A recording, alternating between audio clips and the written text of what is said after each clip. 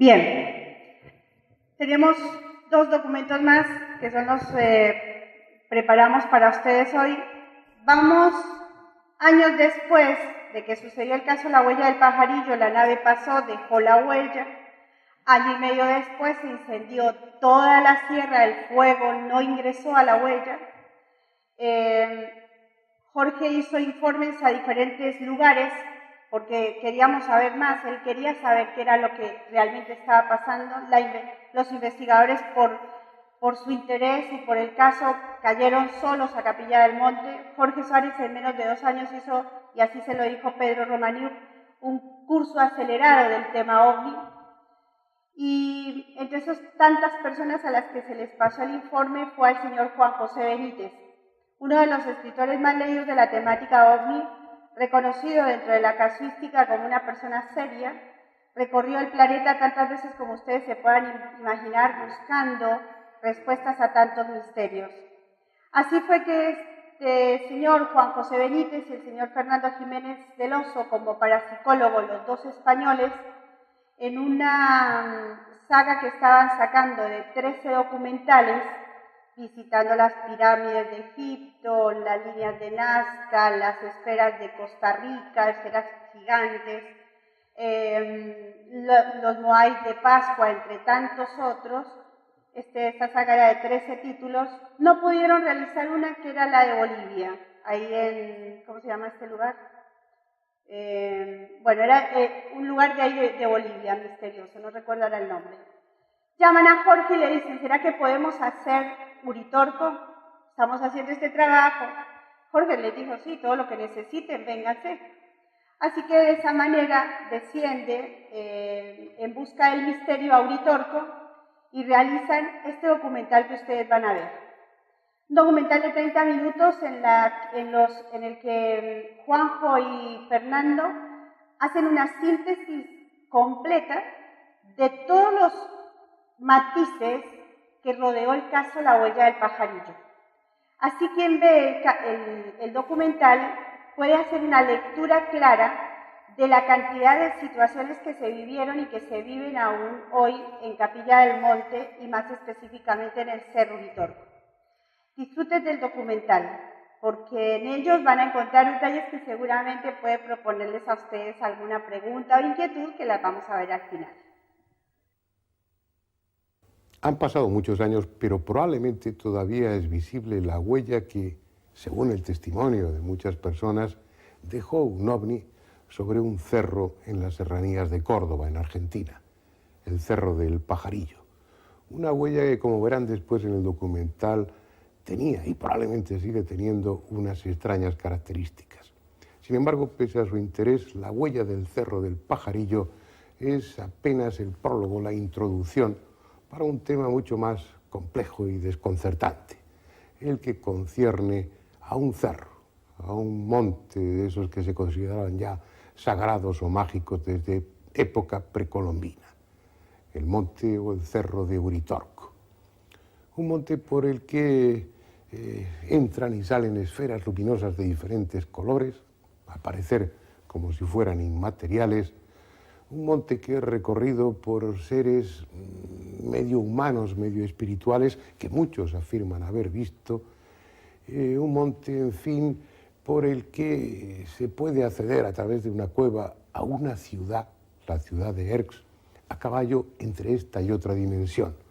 Un lugar, según dicen, privilegiado al que solo pueden acceder los iniciados. Estamos hablando, por tanto, de uno de esos cerros mágicos, extraños que hay repartidos por el mundo, de uno de esos lugares de poder en los que suceden fenómenos extraordinarios y donde también resulta fácil alucinar, o si quieren ustedes, alcanzar estados alterados de conciencia. Estuvimos allí, recogimos multitud de testimonios, algunos francamente interesantes. Incluso montamos un campamento a los pies del cerro por si nuestras cámaras tenían la oportunidad de filmar alguna de esas extrañas luces.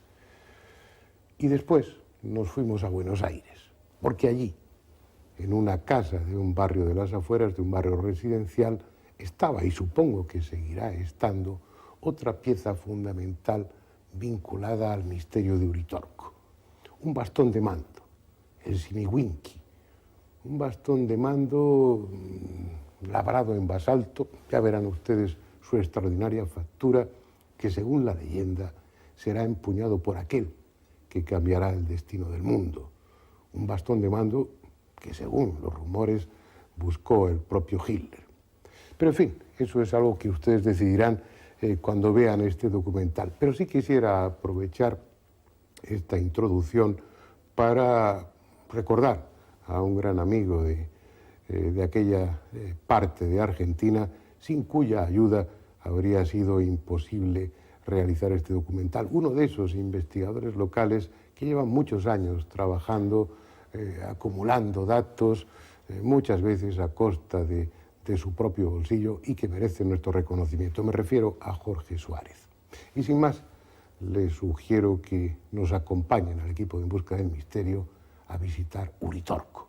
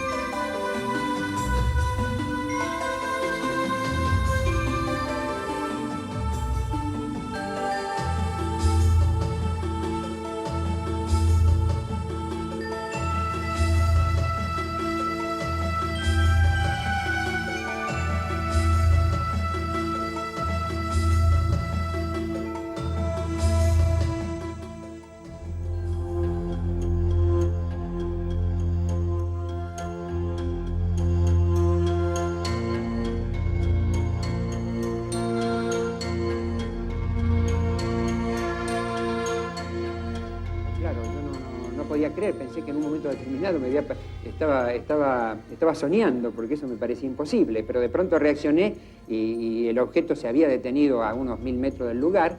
Yo me dirijo hacia el objeto muy bien definido en su forma, un plato de los tipos convencionales, con una definición bien clara, el perfil bien claro, tenía un perfil bien ¿cómo se llama? Definido, ¿no? Un haz de luz bastante simple, suave, el haz de luz y un zumbido simplemente. No había ruido escandaloso ni nada por el estilo, era suave el zumbido del aparato. Yo mismo empecé a pensar si seguía soñando eso, ¿no? Digo, estoy sangrando, veo el coche de pronto contra la columna destruido, cruzo el alambrado, entonces yo cruzo el alambrado y empiezo a contar los pasos, 1, 2, hasta conté 500 pasos desde el lugar donde había sido el accidente hasta prácticamente donde lo tenía el objeto volador casi detenido ahí.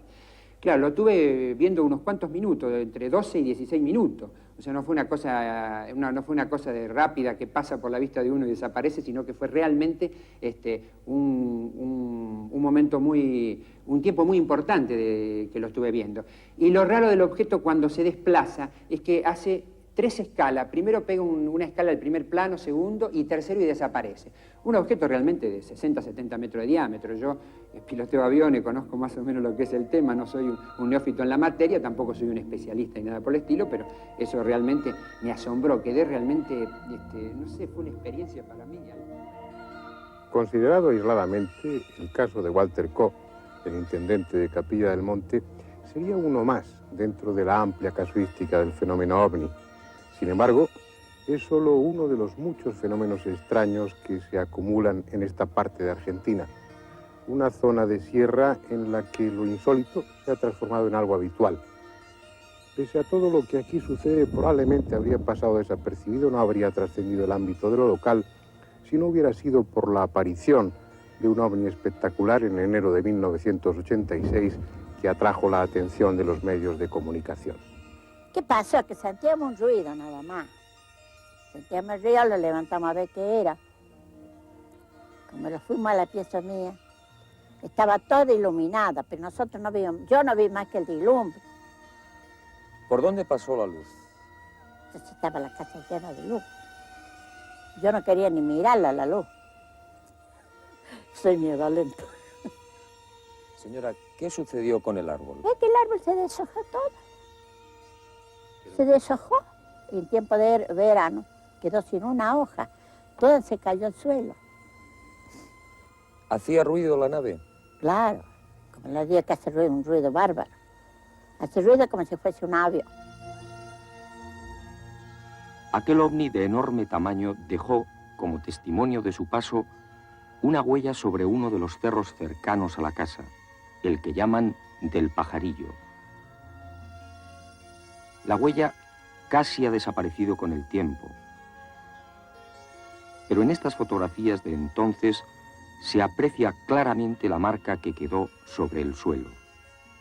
Tenía una forma elíptica de 115 metros de largo y 56 de ancha. Posiblemente uno de esos focos de luz que con frecuencia salen del ovni a tierra sin dispersarse y que los testigos suelen describir como luz sólida y que en este caso, por la inclinación del terreno, no resultó circular, como es lo habitual, sino elíptica.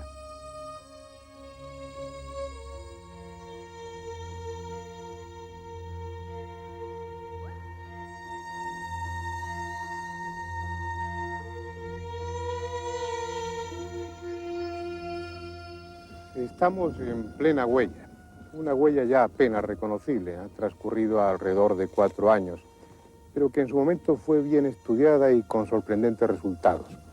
Lo primero que se comprobó es que las hierbas de la zona estaban quemadas, chamuscadas, pero de arriba a abajo, como si la fuente de calor se hubiera producido desde arriba. Y además estaba quemada sin haber ardido. También se encontraron con que los animales que había en aquel momento dentro de la huella estaban obviamente muertos. Pequeños batracios, algún pájaro, los insectos, pero estaban secos, deshidratados, como si la radiación, el calor, el fenómeno que se produjo en aquel instante hubiera evaporado súbitamente todos los líquidos de sus tejidos. Al cabo de unas pocas semanas, la hierba, el pasto, volvió a salir en la huella y creció fuerte y pujante. Sin embargo, el ganado de esta zona no quería comerlo. Bordeaba la huella y no entraba a comer ese aparentemente apetitoso pasto. Pero después, alrededor de un año después, hubo un incendio en este cerro, un incendio por causas naturales. Y lo curioso, lo extraordinario, es que todo el pasto del cerro ardió, excepto el pasto que estaba dentro de la huella y que era teóricamente tan combustible como el resto. Ya ha transcurrido mucho tiempo, como decía, el caballo está comiendo de ese pasto sin ningún inconveniente, con aparente gusto. Pero nuestro técnico de sonido en este momento está captando interferencias a través del micrófono que llevo puesto, que no se producen hasta este momento del rodaje, no se han producido en ningún otro lugar. Posiblemente algo de aquella energía que se movilizó permanezca en el suelo. El caso es que los contadores de Geiger en aquella época no dieron ningún resultado y los análisis de laboratorio tampoco. Pero evidentemente algo sucedió, algo extraordinario en esta huella que aún permanece, que aún es detectable. Pero la huella de aquel ovni pasará al olvido, a los archivos de la casuística ovni. Los que no pasarán al olvido serán los ovnis, al menos en esta zona de Argentina.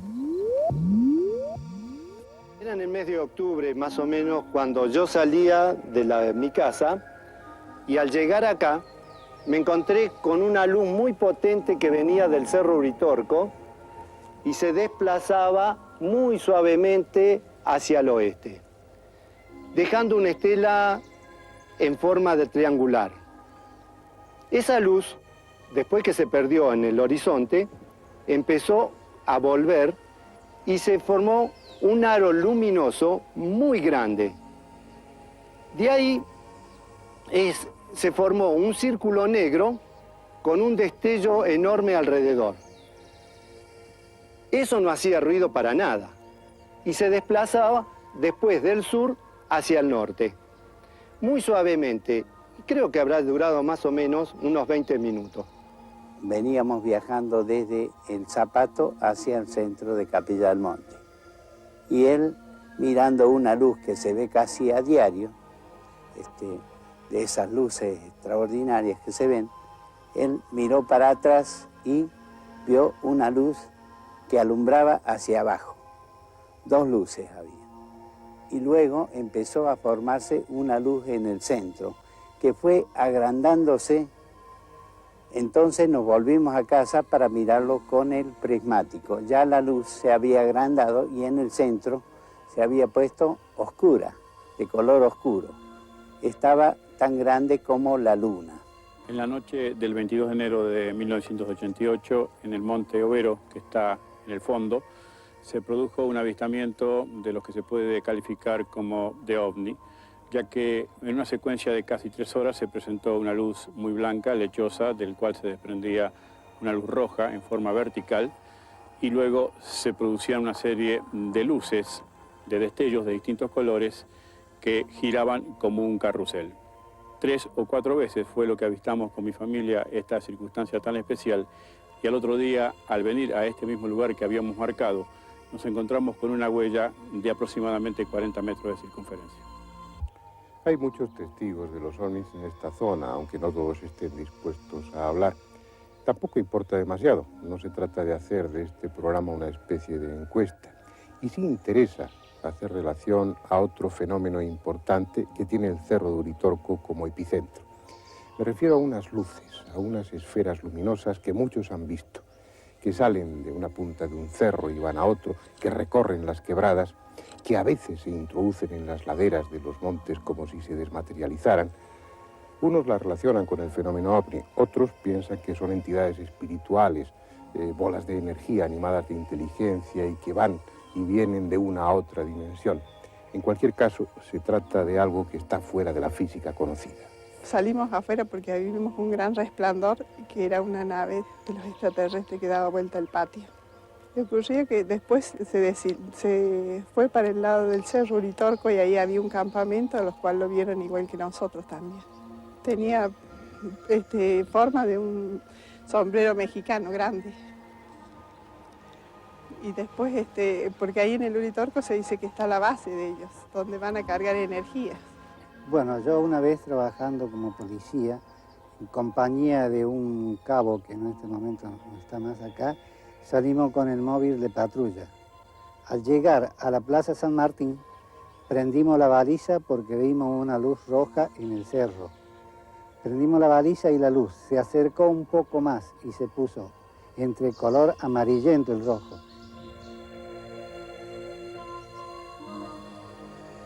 Esas luces ya eran conocidas mucho antes de que se empezase a hablar del fenómeno ovni, incluso antes de que llegaran los europeos a este continente. Los comechingones, los indios de esta zona, las veían con frecuencia y por eso consideraban al Cerro Uritorco un cerro sagrado, un lugar en el que se manifestaban los dioses. Y ese carácter místico aún lo conserva el cerro.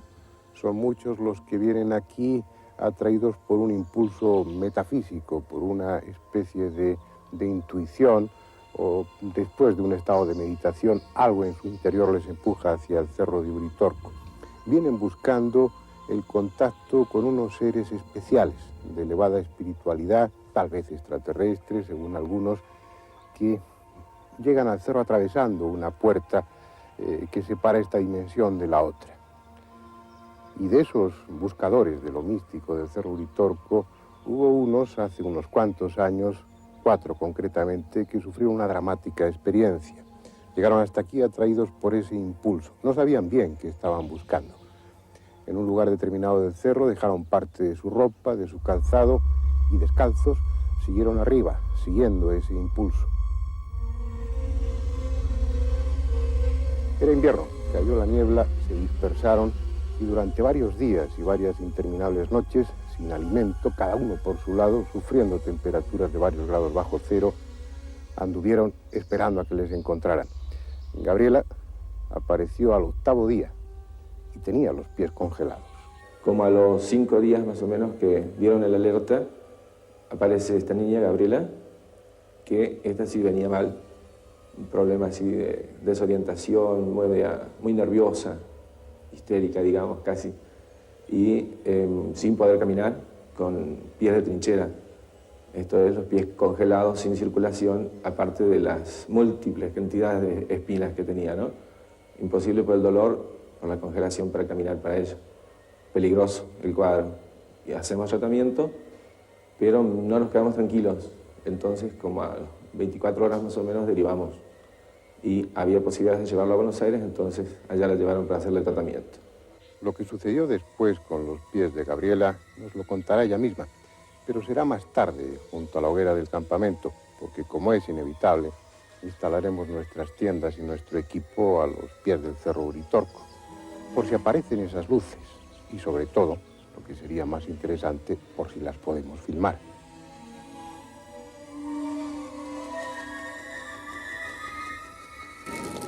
Gabriela, ¿qué fue lo que pasó con tus pies? Bueno, después que vuelvo del cerro, me internan en el hospital de Capilla del Monte con los pies en muy mal estado por las espinas, porque había estado caminando 8 días descalza con muchísimo frío. Entonces los pies estaban muy maltratados. A buscar del hospital aeronáutico. La directora del hospital no me da el alta. Me dice que cuando vaya, bueno, tengo los pies gangrenados, inclusive tengo gangrena de tendón porque no tengo sensibilidad y no tenía movimiento, tenía un edema, una arteria congelada. Me dice que no entiende cómo no me habían amputado hasta ese momento, porque la gangrena avanza, que íbamos a esperar hasta el día viernes, eso era al principio de la semana, para que la gangrena frene, eso se caiga porque era tejido muerto y hacer una cirugía reconstituyente. Cuando llega el día viernes, las expectativas eran de que se frene la gangrena únicamente, pero cuando llegó el viernes esa gangrena se había caído como si fuera una piel cuando está tostada y se cae, pero debajo los pies se habían reconstituido. El edema había desaparecido, por la arteria volvía a circular sangre, empezaban a crecer las uñas, un lunar que se me había arrancado por todo el problema de los pies volvió a aparecer y el médico se sorprendió muchísimo porque, bueno, eso no es lo que debe pasar, ¿no es cierto? Y, bueno, a partir de ahí, después siguieron una mejoría y hoy por hoy tengo los pies en perfecto estado. En un momento determinado la decisión era la de amputarte los pies, ¿no? Inclusive yo en ese momento le pregunté al médico si iba a poder caminar y me dijo que sí, que si paraba la gangrena con una cirugía reparadora, aunque cayeran los dedos, que iba a poder caminar. Yo dije, bueno, mientras pueda caminar, no quiero usar sandalias. ¿Y el traumatólogo qué comentario hizo sobre esa curación? El tema es que me dijo que, bueno, era prácticamente imposible que se regeneraran porque eso era tejido muerto. Entonces, es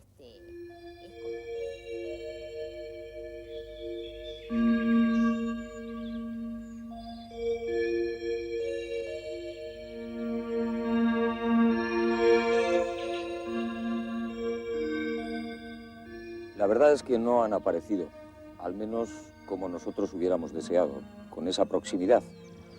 Esta noche no ha habido luces extrañas, por lo menos en esta ladera suroeste del Cerro del Uritorco. Sin embargo, en honor a la verdad, tenemos que decir que hemos sido testigos del sobrevuelo de un objeto plateado, silencioso, que ha cruzado prácticamente nuestro campamento a una gran velocidad. Precisamente esa rapidez, esa velocidad, nos ha hecho imposible filmarlo. Quizás la culpa ha sido también nuestra, porque con nuestros equipos, con nuestras cámaras, con nuestros hombres, aunque estaban deseosos de visualizar esas luces, hemos roto la magia, hemos roto el encanto que seguramente, que sin duda, tiene el Uritorco. Pero no importa, vamos a proseguir la aventura, vamos a seguir a la búsqueda de esa cueva que, según dicen, es la puerta o la entrada a un lugar, a un mundo que solamente los iniciados conocen y que, al parecer, sirve para que estas personas, estos elegidos, se pongan en contacto con esos seres absolutamente mágicos y que no están al alcance de los hombres comunes.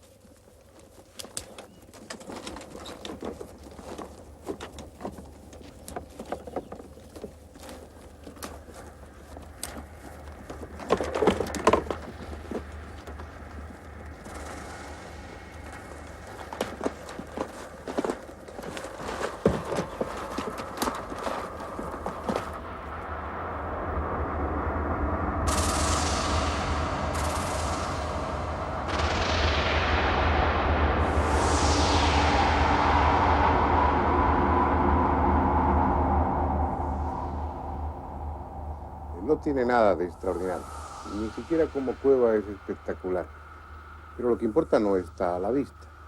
Según la tradición, según aquellas personas que vienen hasta aquí traídas por un misterioso instinto, en este entorno físico existe una puerta invisible, una puerta que trasciende lo material.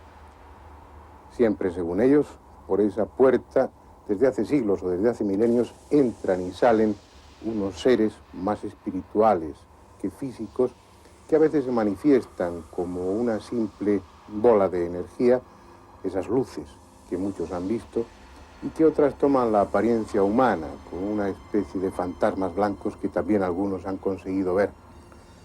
Son los habitantes del reino de Erx, allá en lo profundo, a caballo entre esta y otra dimensión.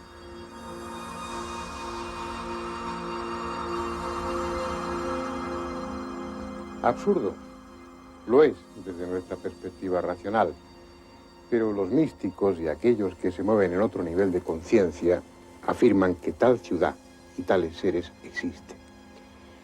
De esa manera el reino de Erx sería parte de esas ciudades santuario repartidas por todo el mundo, habitadas por seres de elevada espiritualidad que constituirían una especie de humanidad invisible y paralela encargada de vigilar o de tutelar a los hombres comunes. Nada de eso es demostrable, así que cada cual puede pensar lo que mejor le convenga.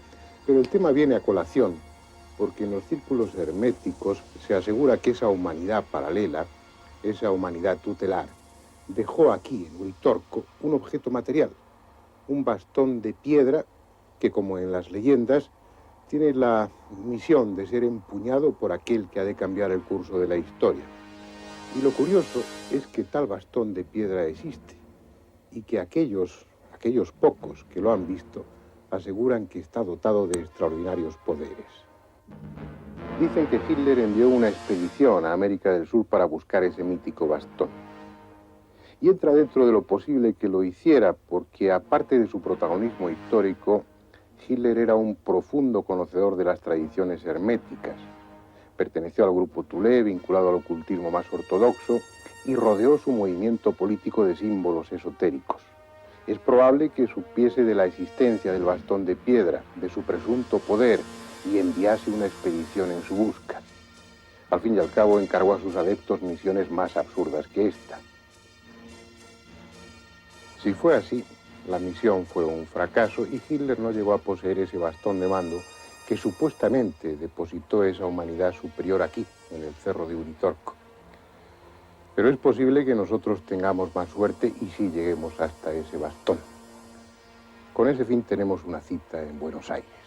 En un barrio residencial de la ciudad, lejos de las anchas y populosas avenidas bonaerenses, nos esperaba el profesor Guillermo Alfredo Terrera, abogado, antropólogo, sociólogo y uno de los personajes más curiosos de la intelectualidad argentina.